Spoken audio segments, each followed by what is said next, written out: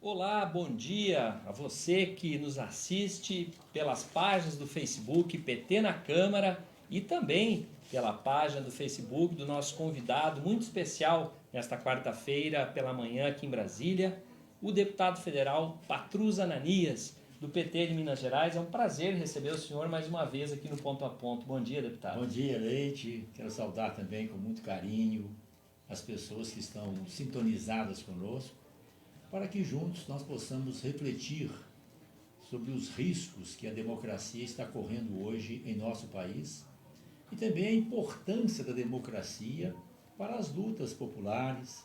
Todas as vezes que a democracia foi quebrada no Brasil, o preço maior foi pago pelos pobres, pelas classes trabalhadoras, pela classe média assalariada e também pelos pequenos, médios empreendedores. Via de regra, com exceção aqui, um momento ali, né, talvez o Estado Novo do Getúlio, mas quase sempre as ditaduras no Brasil estão a serviço dos interesses do grande capital. A você que está entrando agora aqui nas páginas do Facebook PT na Câmara e também na página do deputado Patrus Ananias, pedimos que você curta, comente e compartilhe essa publicação. Convide o seu amigo, a sua amiga, para conhecer a página do Facebook do deputado Patrus Ananias. E vamos fazer uma grande rede de comunicação para levarmos as boas notícias, né, do ponto de vista da comunicação popular e democrática aqui de Brasília. Deputado Patrus, Sim. Democracia, essa palavra tão falada, né, bendita há muitos anos, né, há muitos séculos, né, no mundo todo, mas que parece que está sob ameaça. E, em especial, o Estado Democrático de Direito. Eu gostaria que o senhor comentasse um pouco sobre o Estado Democrático de Direito para o nosso telespectador. O Estado Democrático de Direito é um Estado que, além de incorporar os princípios e os valores democráticos, incorpora também os valores relacionados com a justiça social. É um Estado do bem-estar social que visa a construção de uma sociedade que assegure a todas as pessoas, sem nenhuma discriminação, os mesmos direitos e as mesmas oportunidades na vida. De um lado, assegura os direitos fundamentais. Direitos fundamentais são os direitos humanos devidamente constitucionalizados, incorporados na ordem jurídica dos países. Então, os direitos humanos, os direitos fundamentais, estão presentes no Estado Democrático de Direito. Os direitos fundamentais buscam uma síntese entre os direitos individuais, o direito de ir e vir, a liberdade religiosa, a liberdade de pensamento, de expressão do pensamento, a liberdade de criação artística, cultural, né? Visa assegurar esses direitos individuais com os direitos sociais, econômicos, culturais, com os direitos coletivos. Nós vivemos em sociedade. O ser humano é essencialmente um ser comunitário, um ser político. A palavra política vem de polis, cidade. Nós vivemos sempre em cidades, regiões, territórios, hoje no sentido mais amplo, né, em estados, países. Então nós temos que acertar bem a nossa vida coletiva, comunitária, e aí entram os direitos sociais, agora estão emergindo também com muita força os direitos relacionados com a natureza, os direitos ambientais, preservação das fontes da vida, das águas, da biodiversidade, dos ecossistemas. É sempre a busca desse equilíbrio, Leite, entre o crescimento econômico fundamental com as exigências também da justiça social, do bem comum, e onde as pessoas possam desenvolver as suas potencialidades, os seus talentos, respeitando também sempre os direitos dos outros e os direitos coletivos. Nós estamos ao vivo para você que começa a assistir agora essa entrevista com o deputado federal Patrus Ananias. E já tem gente dando bom dia aqui, né? A Silvia Manuela, né? Bom dia, Silvia. Pedindo diretas já a Silvia aqui. O Ezequiel Nogueira da Silva falando que é necessário ter uma oposição forte. Claro, fundamental, né, Ezequiel? E nós precisamos cumprir esse papel hoje, é o papel do Partido dos Trabalhadores, é o papel das esquerdas, do campo democrático popular. Nós fazemos oposição a um governo que vem demonstrando fortes tendências ditatoriais. Um governo que vem dando sinais contrários à democracia. A própria prisão arbitrária do presidente Lula, nós estamos sabendo agora, né, que é uma prisão construída, urdida, né, mostra como os valores e os princípios da democracia estão sendo feridos no Brasil. Prisões arbitrárias, julgamentos, como nós estamos vendo agora através dessas divulgações da Intercept, né, julgamentos forjados, construídos, né? Então, nesse momento é fundamental que a consciência cívica, democrática do Brasil, as pessoas que querem o bem do nosso país, porque uma coisa é falar de pátria, vestir verde e amarelo, outra coisa é defender efetivamente a soberania nacional, os interesses maiores do nosso povo e do nosso país, cuidar dos mais de 200 milhões de brasileiras e brasileiros, com atenção especial para aqueles que mais precisam. Então nós vivemos hoje, Leite, no Brasil, um momento muito delicado. De um lado, nós estamos vendo ameaças crescentes ao Estado democrático de direito. A manifestação, a prisão do presidente Lula, o que nós estamos vendo agora, essas divulgações com relação ao juiz Sérgio Moro, né, o promotor Dallagnol, a maneira como foi julgado e condenado o Lula e outros. Isso lança uma suspeita também sobre outros processos, né? Então nós temos essa ameaça à democracia no Brasil, né, os conselhos fundamentais da democracia, os conselhos representativos de setores e regiões, conselhos relacionados com a saúde, com a educação, com a assistência social, com a segurança alimentar, relacionados com pessoas em situações de maior fragilidade, crianças, pessoas com deficiência, pessoas idosas, mulheres, né? Esses conselhos foram extintos. Uma penada do Bolsonaro. Agora o Supremo Tribunal Federal recuperou pelo menos parte, quer dizer, impediu que fossem desconstituídos os conselhos criados por lei.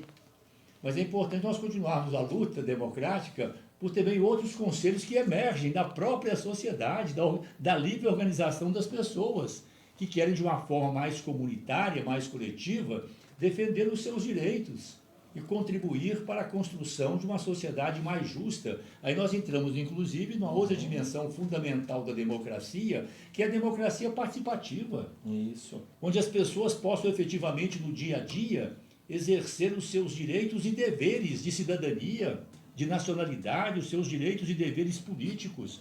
Votar uma vez a cada 2 anos, um voto consciente, cidadão, cívico, é muito importante. Mas, a meu ver, é pouco.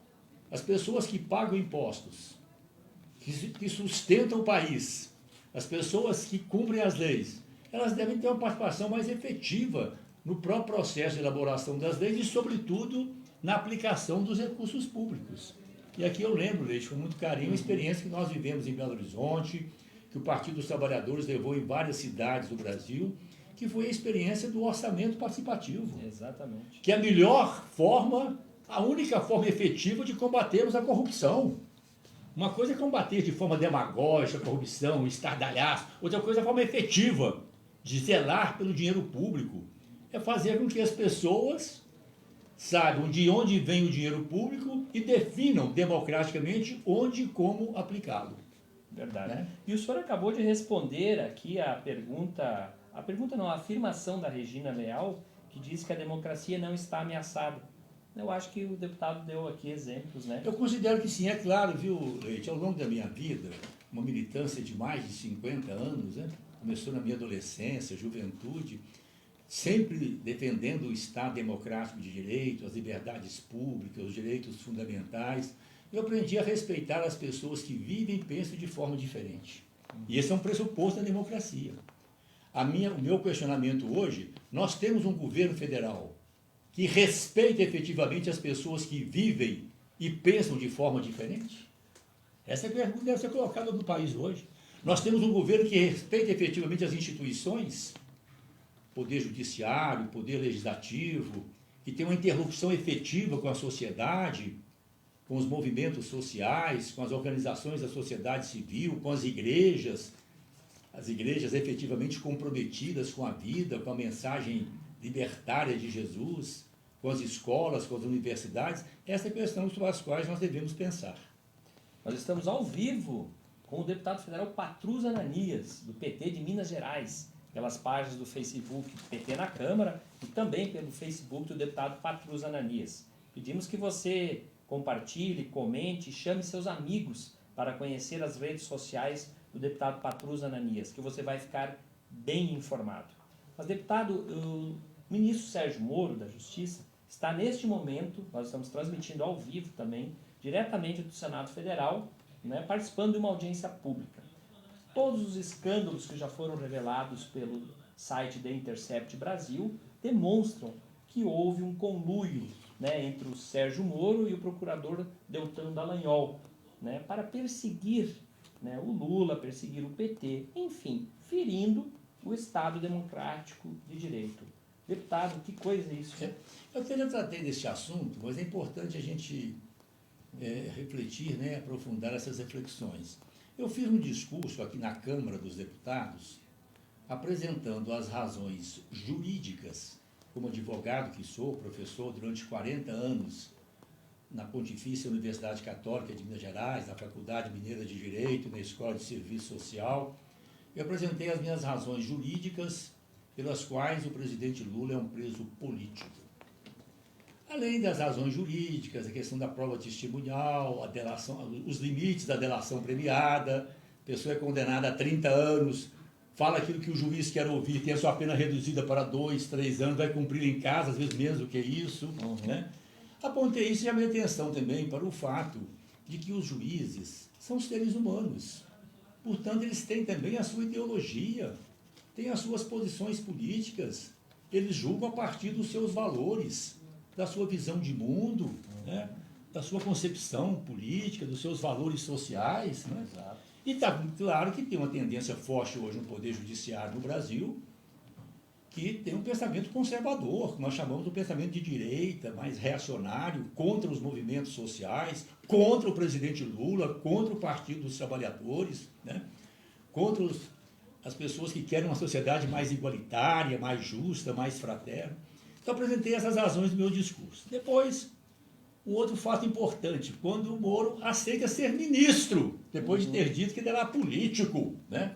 Eu publiquei um texto também dizendo que, olha aí, ó, ele é um político, e um político conservador, de direita, sintonizado com o Bolsonaro. Posições políticas que a gente respeita, mas que representam um outro campo, uma outra concepção de Brasil, de sociedade, e que nós devemos disputar essas posições democraticamente. Agora, com as revelações da Intercept é mais grave.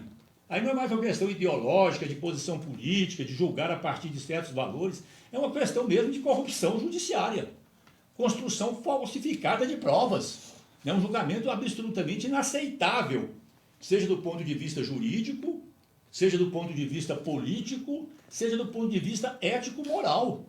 Porque as provas estão aí evidentes, deixando claro que o julgamento do presidente Lula foi a priori. Já começaram o julgamento determinados a prendê-lo, para evitar que a maior liderança política do país continuasse tendo a sua liderança, conversando com o povo brasileiro, né, e tendo a sua presença na política, inclusive uma participação efetiva com o seu peso político-eleitoral em processos eleitorais. Tá certo. Né? Então eu penso que essa questão deve ser muito bem pensada pela sociedade brasileira. Nós que queremos um poder judiciário independente, um poder judiciário autêntico, né, para bem julgar as situações de conflito, é inaceitável essa relação promíscua entre o juiz e o promotor. O promotor faz a acusação e o juiz julga. Aí nós temos o quê? O que as gravações estão revelando claramente? Que o juiz estava orientando o promotor, né? O promotor estava a serviço e que eles estavam agindo de forma articulada, visando um objetivo que era condenar e evitar a presença e a liderança política do Lula nos processos políticos do Brasil.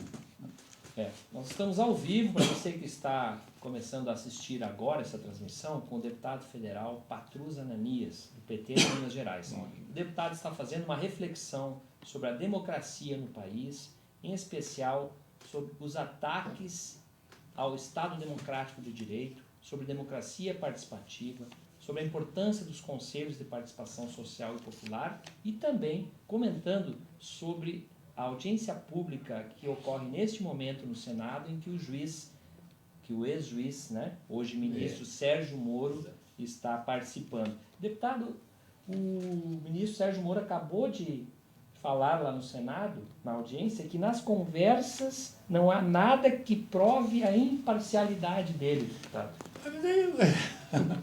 A gente ri para não chorar, né? Porque é claro que as manifestações são fortíssimas, é claro que ele está se defendendo, né? É importante cada vez mais que as pessoas, né, as pessoas de boa vontade, as pessoas que realmente querem o bem do Brasil, do nosso país, do nosso povo, procurem se informar sobre isso, né? Os fatos falam por si, né? E são de uma gravidade assustadora, né? Tanto que pessoas insuspeitas, jornalistas, né, muito reconhecidos, Hélio Gaspari, por exemplo, outros mais, né, advogados também sem nenhuma simpatia pelo PT, pela esquerda, né, juristas, a própria Ordem dos Advogados enquanto instituição e outras instituições e personalidades que estão acima dessas diferenças políticas, desses embates políticos, tem colocado com muita clareza isso. O artigo do Hélio Gaspari foi de uma clareza assim, incrível. Moro, vírgula, Moro, pede para sair. Né? Então, várias personalidades do país, dos meios de comunicação, do mundo jurídico, universitário, estão perplexos, né? E deixando claro que se esse assunto não for bem esclarecido e bem resolvido, as instituições democráticas do Brasil estão seriamente ameaçadas. E o que é mais grave, está ficando claro que o Moro, assim como o presidente Bolsonaro, não tem maiores compromissos com a ordem democrática, com o Estado democrático de direito, porque forjaram julgamentos, né? Então esse é o momento em que nós devemos estar muito atentos. Eu considero também, Leite, que a gente precisa ter, quero que as pessoas reflitam conosco, a gente precisa ter claro também a quem serve hoje o atual governo no Brasil. Tá? Nós estamos vendo aí uma situação muito ruim para o povo brasileiro. 14 milhões de pessoas desempregadas, pais, mães de família, jovens que querem um futuro melhor. Eu me pergunto sempre o sofrimento de um pai de família, de uma mãe de família, que volta para casa sem poder levar a comida dos filhos. Nós temos aí em torno de 5 milhões de brasileiras e brasileiros que já desistiram de procurar emprego, nem estão mais na relação das pessoas desempregadas. Estamos vivendo um achatamento de salários por conta desse desemprego, por conta do que eu considero a deformação trabalhista, que eles chamam de reforma trabalhista, né? Estamos vivendo um momento assim de muitos e graves retrocessos, né? Então agora, tem gente ganhando. Então a gente pergunta, quem está ganhando? Eu tenho acompanhado, pelo meu dever de deputado federal, estou lendo, informando, eu estou vendo o balanço dos bancos. Balanços trimestrais, quadrimestrais, sempre na faixa de bilhões. Eu estou acompanhando empresas poderosas como a Vale, que depois das tragédias criminosas lá no meu estado, querido estado de Minas Gerais, em Mariana e Brumadinho, continuou operando sempre na faixa dos bilhões. Né? E colocando como questão absolutamente secundária a tragédia humana, social, ambiental de Mariana, Brumadinho e outras ameaças aí, outras comunidades em Minas, né? Barão de Cocais, Macacos e outras cidades e regiões. Esse pessoal está ganhando muito. As grandes empresas transnacionais, multinacionais, né? Então a leitura que eu faço, sempre respeitando as pessoas que pensam de forma diferente, né? No respeito à democracia, é que nós temos um governo hoje que está a serviço dos interesses dos Estados Unidos. É só lembrar a visita que o Bolsonaro fez aos Estados Unidos. Ele não esteve ali com a dignidade de um chefe de Estado. Ele não falou em nome dos 200 e tantos milhões de brasileiras e brasileiros. A subserviência em relação ao Trump e a subserviência em relação aos interesses do grande capital. Então essa é uma pergunta que nós temos que perguntar. A quem serve esse governo? Por que deve esse golpe no Brasil? E aí, como eu estava dizendo, a gente vê a operação desmonte do Estado democrático de direito para garantir o quê? A operação desmonte dos direitos sociais, né? Tudo que diz respeito aos pobres, como eu disse, começou ainda no governo Temer, que é o início do golpe, né? Com a emenda constitucional 95, que congela o Brasil por 20 anos. Essa emenda é tão perversa, Leite, que se nós tivermos a melhor situação no país, o país crescendo 10% ao ano, o Brasil em expansão, crescimento econômico e tal, inflação zero, não vai ter investimento nenhum. Porque o investimento é com base no NPC, inflação do ano anterior. Então, um quadro social gravíssimo, estamos vendo a entrega do país, das nossas riquezas, o pré-sal, o nosso petróleo, né? Entregando agora, querem privatizar a Eletrobras, privatizar as nossas águas, né? a entrega de tudo que nós temos, né? Como se o Brasil estivesse à venda e à venda a preço de banana, preço muito barato, né? Quase que uma entrega gratuita mesmo do nosso patrimônio, comprometendo as gerações presentes e as gerações futuras no Brasil. Então eu penso que esse é o momento em que nós precisamos conversar e debater, refletir sobre o Brasil que nós queremos, o Brasil que nós merecemos, o Brasil que nós queremos para os nossos filhos, para os nossos netos, para os netos dos nossos netos, e o Brasil que nós queremos também para o povo brasileiro, sem perdermos de vista aqueles que mais precisam, os pobres, os excluídos, as pessoas, as famílias, as comunidades que lutam com maiores dificuldades, né?